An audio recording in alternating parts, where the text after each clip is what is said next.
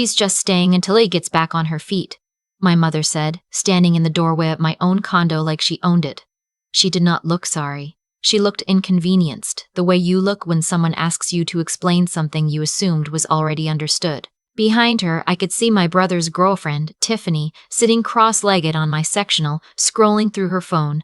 She had taken off her boots and left them in the middle of the hallway. My hallway. A half-eaten bag of chips sat on my coffee table, the one I had spent 3 weeks saving up for when I first moved to Vancouver. I had been in Halifax for a work conference, 6 days. I had texted my mother the door code in January for a genuine emergency, a burst pipe scare that never materialized. I had never changed it because, honestly, I forgot she had it. I did not forget anymore. My name is on the mortgage, I said. My voice was steady. I had learned a long time ago that steady was the only register my mother could not dismiss as hysteria. She waved her hand the way she always does when a fact inconveniences her. You're barely here. You travel every other week for that job of yours. Meanwhile, your brother and Tiffany lost their place in Burnaby. Their landlord sold the building. They had no notice. 2 weeks, actually, I found out later. They had 2 weeks' notice and spent it looking at apartments they could not afford because my brother had quit his job at the logistics company in February and had not told anyone. But I did not know that yet, standing in the hallway of my own home, suitcase still in hand. I only knew what I could see. Tiffany's boots. The chips. My mother standing between me and my front door like a bouncer at a club I had paid to build. She needs somewhere safe, my mother said. They both do. And you have a second bedroom just sitting there. The second bedroom was my office. I work from home 3 days a week. My monitors were in there, my filing cabinet, the chair I had bought specifically for my back. But I had made the mistake, years ago, of putting a daybed in the corner for when my niece visited. That daybed was, apparently, now someone's permanent sleeping arrangement. Let me talk to them, I said. Good, my mother said, stepping aside. She said it like she had won something. My brother was in the kitchen. He looked up when I came in, not with guilt exactly, but with the particular expression of someone who has already decided the outcome of an argument and is waiting for you to catch up. He had the same look on his face when we were kids, and he had already eaten the last of something and was bracing for me to find out. Hey, he said. How long? I asked. Just until we find a place. How long have you been looking? He shrugged. We literally just got here. Mom said you'd be cool with it. I looked at the kitchen counter. There was a case of beer I had not bought, a pile of their jackets on my dining chairs, and a charger plugged into the outlet I used for my espresso machine, which had been unplugged and pushed to the side. I stood there for a moment looking at the espresso machine, tilted slightly against the backsplash, and I felt something settle in my chest. Not anger exactly. Something quieter.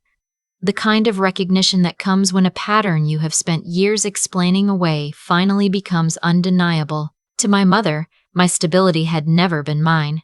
It was a shared asset. Every apartment I had ever rented, every salary increase, every responsible decision I had made since I was 22 years old had been quietly filed away in her mind as family infrastructure. The moment someone else needed it, it was available. I was not a daughter. I was a contingency plan. I'm going to grab a shower, I told my brother. I'll be out in 20 minutes. We can talk then. He looked relieved. Sure, yeah. Tiffany ordered Thai. You want some? I went into my bedroom, closed the door, and sat on the edge of my bed. I did not shower. I opened my laptop. I had spent 4 years working as a compliance officer for a mid-sized tech firm. My entire job was reading contracts other people had not read carefully enough and finding exactly the sentence that would matter 6 months later. I was, professionally, very good at documents. I had also, once, helped a coworker navigate a situation where her ex-partner refused to leave the apartment they had shared. She had made the mistake of paying him rent informally, which in BC created an implied tenancy. It took 4 months and a residential tenancy branch dispute to resolve. I was not going to make that mistake. I spent the next hour not showering, not eating Thai food, and instead drafting what I decided to call a temporary housing agreement. It was not a lease. It was not a rental contract. In British Columbia, a tenancy is established when someone occupies a space and pays rent, or when there is an intention for them to remain. I needed to establish something different. A license to occupy, conditional on specific, revocable terms. I outlined it carefully. My brother and Tiffany could stay in the second bedroom as guests under a formal house-sharing arrangement. In exchange, they would sign on as co-insureds under my home's contents policy for their personal items, a legitimate reason to document their presence and get their names formally attached to conditions I controlled. The agreement stated explicitly that occupancy was a revocable personal privilege, not a tenancy. It stated that if either party ceased to comply with the terms, the privilege would be revoked with 24 hours notice. I buried the useful clauses in the middle, between the sections about quiet hours and shared kitchen use. Clause 6. Occupants acknowledge that this agreement does not create a landlord-tenant relationship under the Residential Tenancy Act of British Columbia. Clause 9. Occupants consent to reasonable inspection of common areas for the purposes of property maintenance and safety. Clause 11. Occupants authorize the primary leaseholder to conduct a credit and background verification for insurance bonding purposes. I printed it from my wireless printer in the bedroom. Then I went and ate Thai food with my family like everything was fine. I waited until after dinner, when my mother was in a good mood from the pad thai and a glass of wine she had poured from a bottle I had been saving, and I brought out the papers. "It's just for insurance purposes," I said. "If anything happens to your stuff while you're here, you're not covered under my policy unless we document this properly. My broker requires it." My mother nodded vigorously. "See, this is why she's so good at her job," she said to my brother, like I had just suggested something practical and thoughtful instead of something legally precise. My brother picked up the pen without reading past the first paragraph. He signed. Tiffany signed without looking up from her phone. I signed my own name, folded my copy, and put it in my filing cabinet.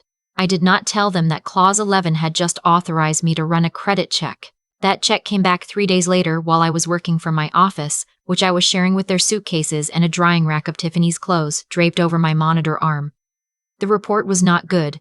2 prior evictions, one in Surrey from 2021, one in Coquitlam from 2023, a collections account from a property management company for $4,200 in unpaid rent and damages, and a civil claim currently active filed by a company called Meridian Property Group for just over $11,000. I sat back in my chair and read that number again. People do not accumulate $11,000 in outstanding rent claims by accident, and people who are being actively pursued by a collections firm do not lose their apartment because a landlord sells a building. They lose their apartment because they stop paying and run. I pulled up my email and searched my brother's name. 3 weeks before they arrived, he had sent me a message I had half read and mostly forgotten. "Hey, things are kind of tight right now, just so you know." I had read that as general complaining. I read it differently now. I opened my security camera app.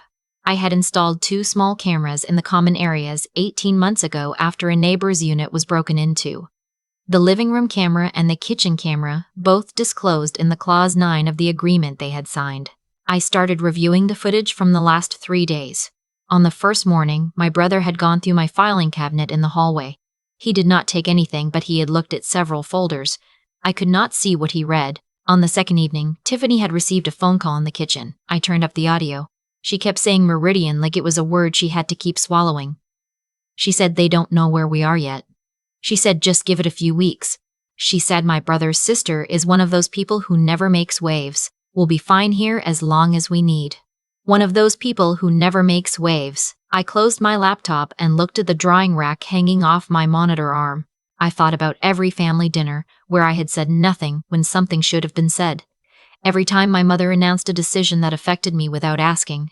Every time I had written a check for something because it was easier than the conversation that would come if I did not. Every bit of friction I had absorbed so that everyone else could stay comfortable.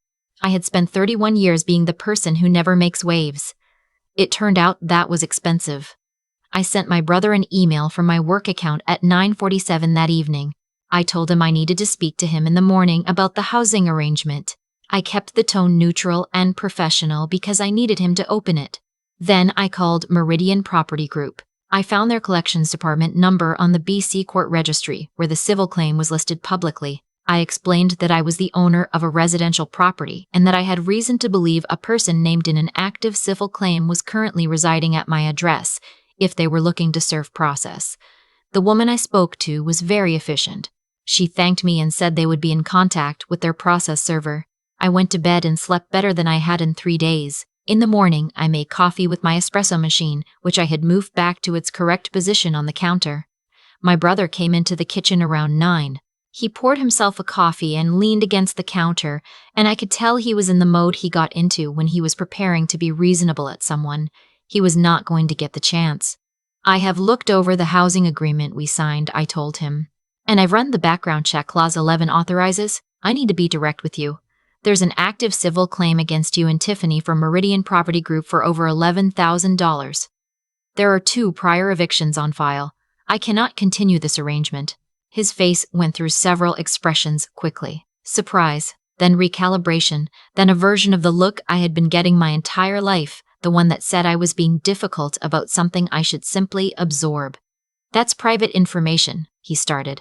You authorized the check when you signed the agreement. That was for insurance. It was for documentation, I said. Read Clause 11. He did not have a copy of Clause 11. He had signed it without reading it. Look, he said, we just need a few more weeks. Meridian it's complicated. It's not what it looks like. We're going to get it sorted. When? I asked. He could not tell me when. I'm revoking the housing license, I told him. Clause 6 establishes that this is not a tenancy under the RTA, which means I am not required to issue formal eviction proceedings. I'm giving you 24 hours, which is more than the agreement technically requires. He laughed. That is not how this works, he said. You can't just kick us out. We have rights. Under the RTA. Yes, I said. But you are not tenants. You are licensees under a revocable personal privilege. You have been here for 4 days and you have paid no rent. The agreement you signed says so explicitly. If you'd like to dispute it, that's your right, but you'd need to file with the Residential Tenancy Branch, and the RTB does not adjudicate license agreements, which is why I wrote it that way. He stared at me. I'm one of those people who never makes waves, I said. It turns out that's just because I was waiting until I actually had something to say. He went back to the bedroom. I heard low, urgent talking. Then Tiffany's voice, higher and tighter than usual. My mother called at 10:14. I let it go to voicemail. She called again at 10:22. I let that one go too. At 11:33, the front door buzzed. I checked the intercom screen. A man in a jacket was holding an envelope and a clipboard. I buzzed him in. I heard the knock on my front door. I opened it, signed the confirmation the process server handed me, and directed him to my brother, who appeared at the end of the hallway with his jacket half on, as though he had been in the process of leaving. The server handed him the envelope and said his name formally, the way they do. My brother took it. He looked at it the way Alice had looked at those hidden letters, like something that had been chasing him had finally arrived. Tiffany started crying in the bedroom. He looked at me. I looked back. There was nothing accusatory in my face, I think. I was just standing in my own doorway. I didn't think you'd actually do it, he said. I know, I said. They left 2 hours later, both of them quiet in the way people get when they have run out of positions to take. They took the suitcases and the drying rack and the boots from the hallway. My brother paused at the door and looked at me like he was deciding whether to say something. He decided not to. I respected that, actually. I reset the door code as soon as they hit the elevator. My mother called 4 more times that afternoon. I let them all go to voicemail. That evening, I listened to them in order. The first was outrage, the second was a renegotiation offer, the third was guilt, the fourth was something softer, almost confused, like she genuinely could not understand how the math had stopped working. I called her back on the 5th day. I told her I loved her. I told her what had happened and why. I told her that I was not a resource and that I was done being treated like one. She cried. I stayed on the phone while she did, which I thought was fair. She asked if I was going to cut off the whole family. I said I was not cutting off anyone. I was just done absorbing the parts that were mine to absorb and all the parts that were not. She did not have a response to that. The condo was quiet that night. I moved my monitor arm back to the right angle, pulled the drying rack out of my office, and made a very good cup of coffee. I sat at my desk and looked out at the North Shore Mountains, which I could see from the window I had specifically chosen this unit for. I had bought this place at 28. I had saved for 6 years to do it. I had made every payment on time. I had built something that was entirely, unambiguously mine. It took 31 years to understand that the people who love you can also consume you, and that protecting yourself from that is not the same thing as not loving them back. The mountains were still there. The coffee was good. The door code was changed. That was enough.